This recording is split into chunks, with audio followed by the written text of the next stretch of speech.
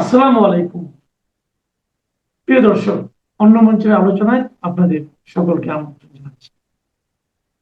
আজ শুক্রবার আমাদের নিয়মিত অতিথি আনিস আলমগীর তিনি আছেন আমাদের সঙ্গে। কিন্তু আজকে আমরা একটা প্রথমে যে বিষয়টা আলোচনা করতে চাই এটা একটু শোকাবহ ঘটনা।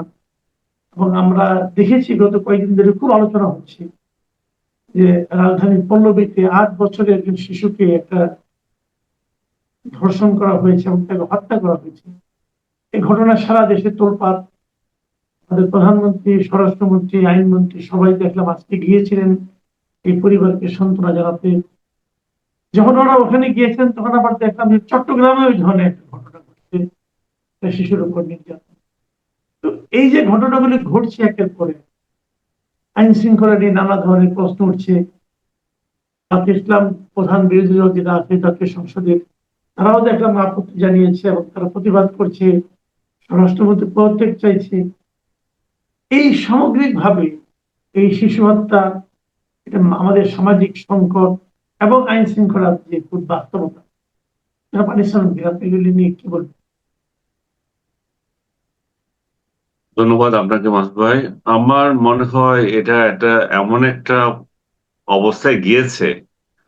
এটা ওই মেয়েটির বাবা যেটা বলেছে, 15 দিন অন্তর আবার আরেকটা ঘটনা ঘটবে, এভাবে আবার আপনারা আলোচনা করবেন, আবার হারিয়ে যাবে। সেরকম পরিস্থিতিই তৈরি হয়েছে দেশের মধ্যে, একটার পর একটা যেভাবে ঘটনা ঘটছে। এবং উনি বিচারও পর্যন্ত চাচ্ছেন না। প্রধানমন্ত্রী গিয়েছেন, সেখানেও একই কথার পুনরাবৃত্তি হয়েছে। এবং ওই ভদ্রলোক তার যখন আমি আমি একটা ক্লিপে দেখলাম যে প্রধানমন্ত্রী আশ্বাস দিচ্ছেন যে তার বড় মেয়ের শিক্ষার দায়িত্ব নিচ্ছেন উনি।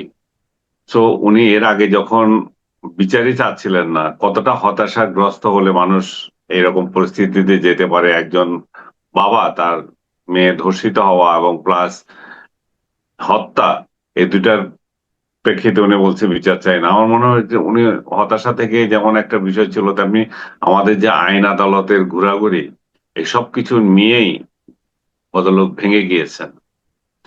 তো যেটা আপনি বলছিলেন, যখন প্রধানমন্ত্রী এই তার পরিবারের সান্ত্বনা দিতে গেছে, সেই একই দিন আবার ঘটলো চিটাগাংয়ে একই ধরনের আরেকটা ঘটনা। এখানে ওই মেয়েটি এখনো হসপিটালে আছে, আমি যতদূর দেখেছিলাম। তো সেখানেও একই ঘটনা, একটা শিশুকে ধর্ষণ করা হয়েছে। তো আমরা যদি গত কয়েক মাসের পরিসংখ্যান দেখি, আমি গত 2-3টা অনুষ্ঠানও বলেছি একই কথা, যে 86টি আপনার এই ধর্ষণের ঘটনা ঘটেছে জানুয়ারি ফেব্রুয়ারি মাসে, সবগুলো এখনো পর্যন্ত বাকি মাসে এখনো আসে নাই। তার মধ্যে দেখা যাচ্ছে যে 36টা ঘটনা ঘটেছে এই শিশুদের নিয়ে। আর 66টা ঘটনা ঘটেছে আপনার আহ এটা হচ্ছে ইয়ে, এটা কি কি বলে, গ্যাংরেপ। গ্যাংরেপ হুম। হয়েছে এতগুলো ঘটনা। মানে তার মানে আপনি বুঝতে পারেন, একদিক দিয়ে শিশু নির্যাতন আর একদিক দিয়ে গণধর্ষণ। এই দুইটাতে বোঝা যায় যে সমাজে এরা কি পরিমাণে নোংরামি ছড়িয়েছে এবং কতটা আশকারা পেয়েছে দুর্বৃত্তরা। এখানে আরেকটা জিনিস বলতে হবে, আমাদের এই যে 5 আগস্টের পরে এই ধরনের বহু ঘটনা ঘটেছে। ছাত্রলীগের স্ত্রীকে তুলে নিয়ে গেছে, আওয়ামী লীগ নেতার বউকে তুলে নিয়ে গেছে। এগুলার কোনো মা বাপ ছিল না। ডক্টর ইউনূসের আমলে এভাবে ধর্ষিত হয়েছে মানুষ, তুলে নিয়ে গেছে, বাবার সামনে মেয়েকে তুলে নিয়ে গেছে, ভাইয়ের সামনে মেয়েকে তুলে নিয়েছে। এই যে কালচার চলে এসেছে মব সংস্কৃতির সঙ্গে, এটা তখন এটাকে জায়েজ মনে করা হয়েছে। যখন যেটা জায়েজ মনে করা হয়েছে, এখন এটা নিয়ে অনেক কথা হচ্ছে। তা আপনি যখন রাজনৈতিক কারণে একজন মহিলাকে ধর্ষণ করেন, একজন ছাত্রলীগের ওয়াইফকে তুলে নেন, আওয়ামী লীগ নেতার স্ত্রীকে তুলে নিয়ে ধর্ষণ করেন, তখন যখন সমাজে এটা নিয়ে কথা হয় না, তখন এই বিষ বাষ্প তো পরবর্তীতেও ছড়াবে। এই আশকারা তো পরবর্তীতে এসেছে, এখনো তাই হচ্ছে। এখন গত 2 মাসের পরিসংখ্যান দেখাচ্ছে 75% শিশু নির্যাতিত হয়েছে, শিশু আহ, ইয়ের ধর্ষণের ঘটনা ঘটেছে। এবং এর মধ্যে আপনার বয়স তাদের 9-এর উপরে না। তো আমি এগুলো কি বলবো, আমার মানে হৃদয় ক্ষরণ হয়। একজন সন্তানের বাবা হিসাবে আমরা এগুলো নিতে পারছি না, যে রাষ্ট্রের মধ্যে এই ধরনেরই, এবং আইনেরও কোনো কমতি আছে আমি তা মনে করছি না। আইন কিন্তু কঠোর আইন আছে, মৃত্যুদণ্ড দেওয়া হয়েছে, যেটা ওয়ার্ল্ডে কোথাও খুব কম দেশেই আছে, যে ধর্ষণের জন্য মৃত্যুদণ্ড। বহু দেশে আছে, কিন্তু খুব কম দেশেই আছে ধর্ষণের সাজা, মৃত্যুদণ্ড। এখন আমাদের সমাজপতিরা এটাও ভাবার দরকার আছে যে ধর্ষণের সাজা মৃত্যুদণ্ড দেওয়ার কারণেই এটা আরো বাড়ছে কিনা, যে ধর্ষিত হচ্ছে, ধর্ষিত হওয়ার পর ভিকটিমকে মেরে ফেলছে যাতে করে সে উইটনেস কোনো না থাকে, এবং এটার মধ্য দিয়ে বের হয়ে যায় এরা, যে কারণ যে ধর্ষিত হয়েছে, যে সে যদি পৃথিবীতে নাই থাকে তাহলে তার বিচার দেওয়ার এই এই যে আইনের যে মারপেস, সেখান থেকে সে বের হয়ে যাওয়ার সুযোগ পেয়ে যায়। এই ধর্ষণের ঘটনাগুলো এটা ঘটছে কিনা, এই ছোট মেয়েটিকে ধর্ষণ করেছে, এই ধরনের ধর্ষণ ঘটনা মনে করেন বাংলাদেশে ঘটছে তা না, বাইরেও ঘটে। কিন্তু ধর্ষণের পর মৃত্যু, এটা তো আরেকটা সিনড্রোম। আপনি ধর্ষণ করলেন করলেন, আবার মৃত্যুও তার নিশ্চিত করছেন। এই যে বর্বরতা, এই বর্বরতার পেছনে কি আইনের কোনো হাত আছে কিনা, আইনের দুর্বলতা আছে কিনা, সেটা আমাদের খতিয়ে দেখতে হবে। আরেকটা বিষয় আমি বারবার বলছি, আমি নিজে এটার প্রত্যক্ষদর্শী, যে আর কতগুলো মহিলা যে পুরুষদের বিরুদ্ধে ধর্ষণের অভিযোগ আনছে, প্রলোভন দেখিয়ে বিয়ের অভিযোগ আনছে, এই মামলাগুলো ভর্তি হয়ে আছে আদালত পাড়া, এবং পুলিশ বিশেষ ইন্টারেস্ট নিয়ে এগুলাকে খুব তাড়াতাড়ি করতে চায়, এবং পুরুষদের সাজা দেওয়া নিশ্চিত করতে চায়, এবং এই মহিলারা গ্যাং গ্যাং থাকে এদের, উকিল, পুলিশ, এবং ওই মহিলা যে এটা করে, ব্যবসায়ী মহিলা, এরা এরা বিয়ের প্রলোভন দেখিয়ে ধর্ষণের মামলা করতেছে, এবং এই দুই মামলা মিলে আদালত পাড়ায় একটা জট তৈরি হয়েছে। এবং বিয়ের প্রলোভন দেখিয়ে একটা মহিলাকে ধর্ষণ করতে পারে, সে তার তো একটা নির্দিষ্ট বয়স থাকবে, সে কি কিশোরী? কিন্তু এখানে কোনো ডিফাইন করা নাই, সে কিশোরী না 50 বছরের বুড়ি, কিংবা পতিতা। একজন পতিতাও বলতে পারে যে দু তিনটা ছবি তুলে আমার সাথে ওনার দেখা সাক্ষাৎ হয়েছিল, উনি আমাকে বিয়ের প্রলোভন দেখিয়েছিলেন।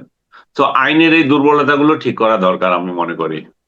আসলে কি আইনের দুর্বলতা, নাকি আইন প্রয়োগের ক্ষেত্রে যে একটা শিথিলতা, সেটাও কি একটা ব্যাপার নয়?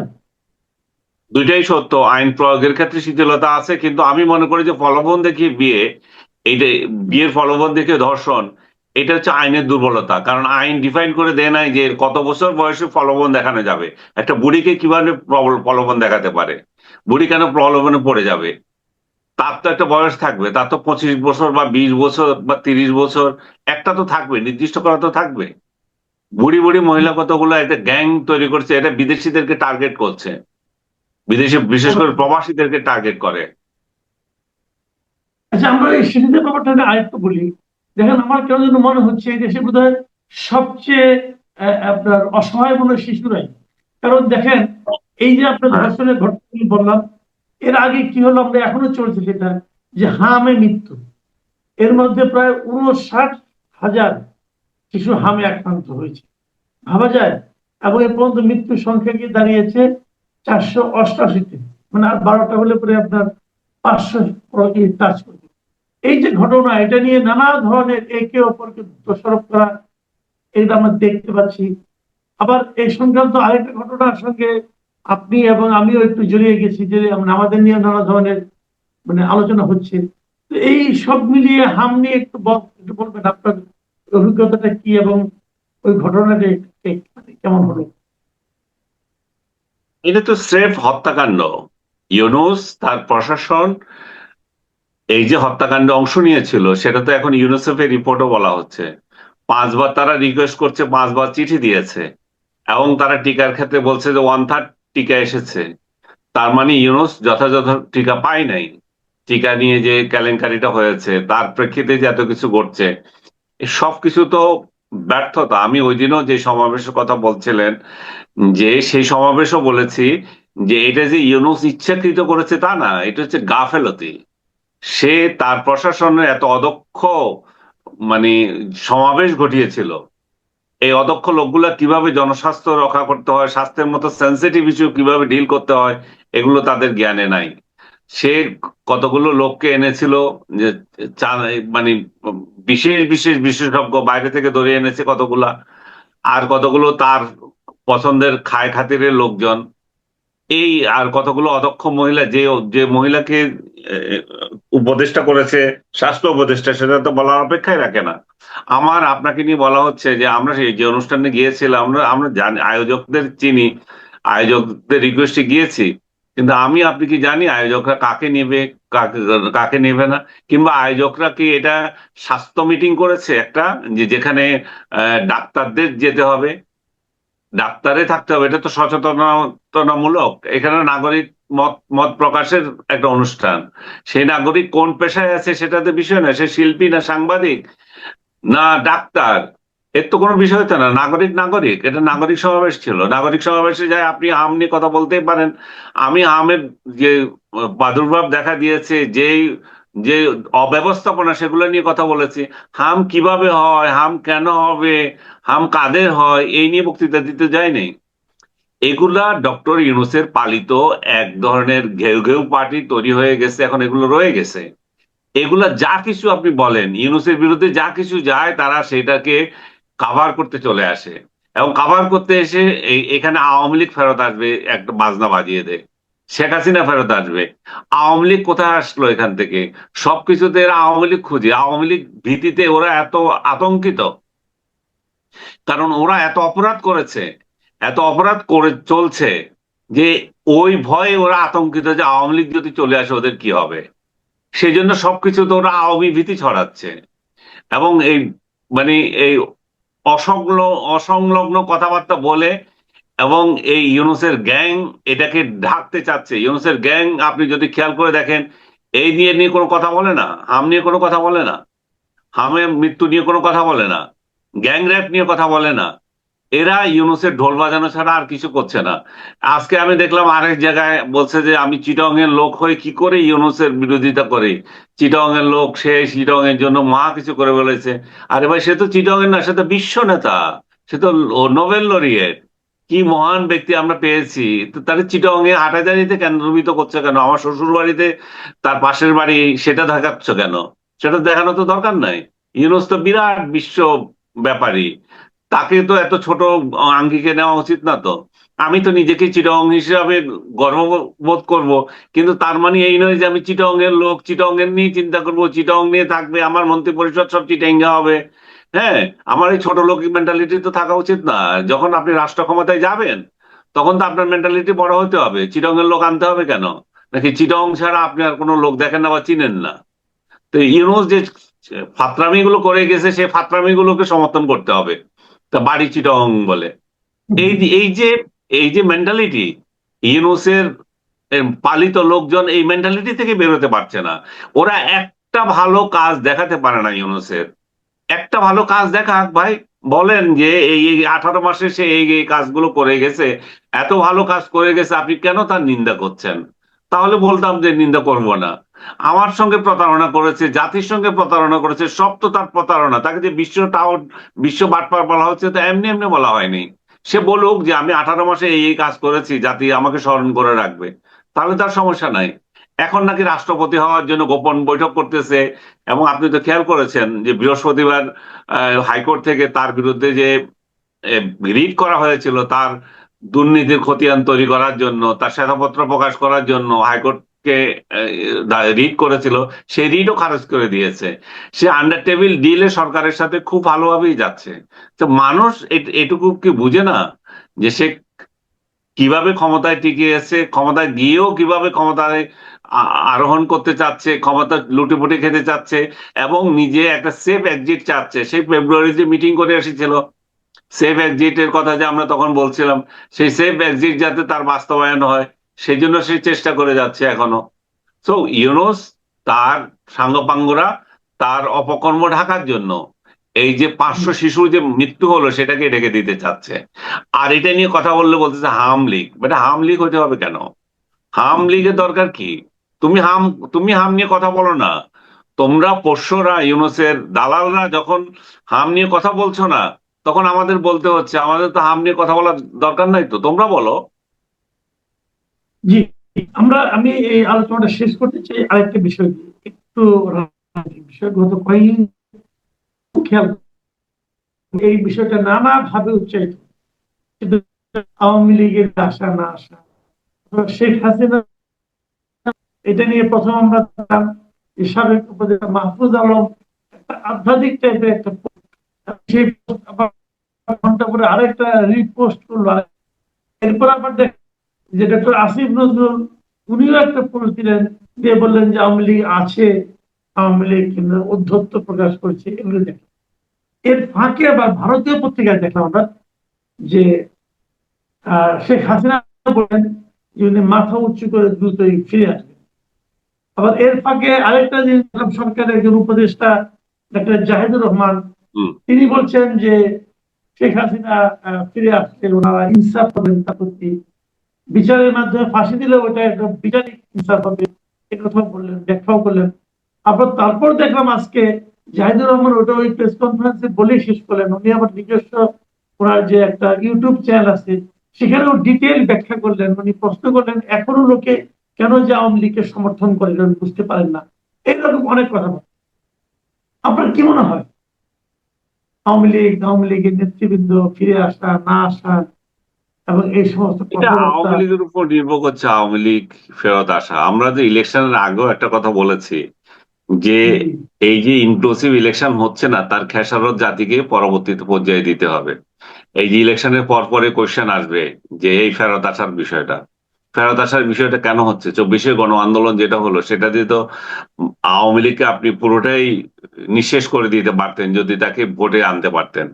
এখন তাকে তো জনমতের মাধ্যমে আপনি ইরেজ করে দিতে পারছেন না, আপনি তাকে তো ভোটের সুযোগ দেন নাই।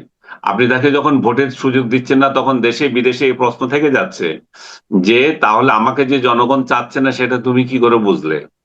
আমরা 90-এর গণ অভ্যুত্থানের কথাও যদি পেছনে যাই, যদি দেখি, তো পতিত সরকার যারা ছিল তারা তো আবার ইলেকশন করেছে। তা আপনি এখন ইলেকশন করে তাকে জনমত কি আছে সেটা যাচাইয়ের সুযোগ যখন দিচ্ছেন না, তখন সে সেই এই সুযোগটা নিচ্ছে। এবং জাতিসংঘে আপনি খেয়াল করেছেন বোধহয়, জাতিসংঘে 250 আইনজীবী মানবাধিকার কমিশনে আওয়ামী লীগের নেতৃত্ব ফেরত চাওয়া, আওয়ামী লীগের কার্যক্রম ফেরত চাওয়ার ইয়ে করেছে। তো এখন আওয়ামী লীগকে আপনি এই আইন করে তার কার্যক্রম নিষিদ্ধ করেছেন, কিন্তু জনভোটে সে তো নিষিদ্ধ হয় নাই। আর যতক্ষণ পর্যন্ত জনভোটে নিষিদ্ধ না হচ্ছে, তাহলে আওয়ামী লীগ এই আওয়াজ দিতেই থাকবে। বাট শেখ হাসিনা 6 মাসে ফেরত আসবে কিনা, বা উনি কালকে ফেরত আসবে কিনা, এইটা তার দল জানে, উনি জানেন, ওনাদের নেতৃত্ব জানে। এটা আমরা বলি না, কিন্তু এইটুকু বলতে পারি যে যে ফেরত আসার, যে কথা বলার যে সুযোগ, সেটা এরাই তৈরি করে দিয়েছে, যারা ইলেকশন করে তাদেরকে আউট করে রেখেছিল, যারা তাদেরকে এখন আহ কার্যক্রম নিষিদ্ধ করে রেখেছে। এই প্রশ্নগুলো তো রয়ে গেছে এই কারণেই।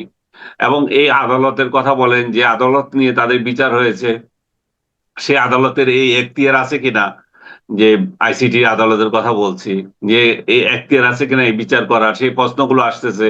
এবং আমরা অতীতের ইতিহাসে যেটা দেখি, এই ধরনের ফাঁসি হওয়া, অমুক হওয়া, তমুক হওয়া, সব তো উধাও হয়ে যায় যখন ক্ষমতা বদল হয়, যখন পালা বদল হয়। এই পালা বদল কখন হবে আর কি হবে সেটা তো আমরা কেউ জানি না। এখন যারা ক্ষমতায় আছে বা ক্ষমতার বাইরে আছে, তাদের রাজনৈতিক খেলার উপরে নির্ভর করছে এগুলো সব। জি। তো এগুলো আসলে একটা কনফিউজিং ব্যাপার। এখন ডক্টর ডক্টর জাহিদুর রহমান যেগুলো বলেন সেগুলো তো উনি আজকের প্রেক্ষিতে বলেন, আগামীকাল কি হবে এটা কেউ জানে না। তো এভাবেই হতে থাকবে। কাজেই আমাদের দেশে রাজনীতি নিয়ে ভবিষ্যৎবাণী করা আসলে মানে জটিল একটা ব্যাপার। কেউ কি আজকে আপনি ভাবেন তো একটা জিনিস, আজকে থেকে 3 বছর আগে কেউ কি ভেবেছিল তারেক রহমান দেশে ফিরে আসবে, ওনার নামে কোনো মামলা থাকবে না? কেউ তো ভাবেনি। কিন্তু এটাই তো এখন আমি সেটাই বাস্তবতা, তাই বলছি, ক্ষমতার পালা বদলে কে কোথায় যায় কে জানে। এবং আপনি তো এই সুযোগ রেখে দিয়েছেন, আপনি তো আওয়ামী লীগকে নিঃশেষ করে দেওয়া বা ক্ষমতার বাইরে রাখার তো আপনার সুযোগ ছিল। ডেফিনেটলি আওয়ামী লীগ যদি যথাসময় ইলেকশন হইতো, এবং আওয়ামী লীগের ইলেকশন যদি 3 মাস পরে হইতো, ক্ষমতা হারানোর 3 মাস পরে, আওয়ামী লীগ তো এখানে কোনো চান্সই পেত না থাকার। ইউনূসের ক্ষমতা লিপসা বেড়ে গেল এবং ইলেকশন পিছিয়ে গেল। তারপর জামাত অন্যান্য গুলোকে ক্ষমতাসীন করার জন্য ইউনূস যে পরিকল্পনা করেছিল এবং আওয়ামী লীগকে নিঃশেষ করার যে পরিকল্পনা করেছিল, জাতিকে বিভক্ত করার যে পরিকল্পনা করেছিল, মুক্তিযুদ্ধকে নিঃশেষ করার যে পরিকল্পনা করেছিল, বঙ্গবন্ধুকে নিঃশেষ করার যে পরিকল্পনা করেছিল, তারই খেসারত এখন দিতে হবে। তারই খেসারত প্রতিহিংসার রাজনীতি এখন প্রতিষ্ঠিত হয়েছে। এখন যদি বলে হয় যে আমরা অন্যদেরকে, অন্যের কোনো অধিকারই নাই, কোনো রাজনীতি করতে পারবে না, এটা গাল ভরা বুলি সবাই দিতে পারে। এই শেখ হাসিনা তো এরকম বিয়ে ছিল, অন্য বিএনপির অধিকার নাই, জামাতের অধিকার নাই, সেগুলো টিকছে? টিকে নাই তো। জনগণ কি চায় সেটা হচ্ছে কথা। এখন জনগণ যদি চায় আওয়ামী লীগকে, জনগণ তো বলতেছে, এখন আওয়ামী লীগের কথা তো বলছে না তা না।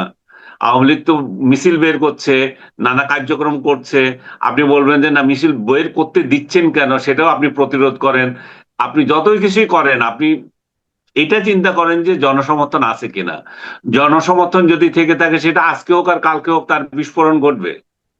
জনসমর্থন থাকা মানে হচ্ছে যে আপনার আজকে আপনি যতই এটাকে প্রতিরোধ করতে যান, গৃহযুদ্ধের দিকে যাবে দেশ। তাহলে এখানে আপনাদের সমঝোতা, রাজনৈতিক দলগুলো সমঝোতা দরকার। আর যদি পারে যে না আমরা এটা প্রতিরোধ করব, করেন। সেটা তো আমরা তো, এই রাজনৈতিক দলগুলো সেটা করবে, তার তার সমর্থকরা সেটার বিচার করবে, বা সমর্থকরা সেটাতে কি কে কি কোন পার্টিসিপেট করবে, কে কিভাবে এটা নিবে, সেটা তাদের উপর নির্ভর করছে।